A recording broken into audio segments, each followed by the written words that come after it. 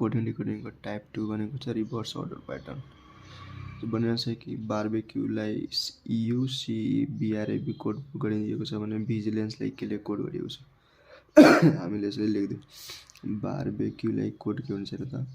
यो यस्तो रिभर्स अर्डरमा कोड गरिएको छ त्यो चाहिँ नाम नै छ रिभर्स अर्डर भनेको पछाडिबाट कोड गरिएको छ इयु पहिला एकचोटि लिएको छ ठिक छ इयु त्यसपछि सिई त्यसपछि बिआर या आर हुन्छ ठिक छ बिआर अनि एबी भनेको एबी यसलाई हामी कोड गर्छौँ भनेको पहिला इसी त्यसपछि एनए त्यसपछि उल्टा हामी कोड गरेर लेखिरहेको छु एलआई त्यसपछि जिआइभी अप्सनमा हेर्नु इसी एनए एलआई जिआइभी भनेको आन्सर यसको अप्सन बी हुन्छ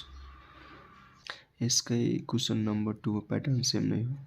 डाइरेक्सनलाई आरआइडिटिसी अहिले कोड गरिएको छ भने प्रिन्सिपललाई यस्तै हेर है रिभर्स नै छ तर यसमा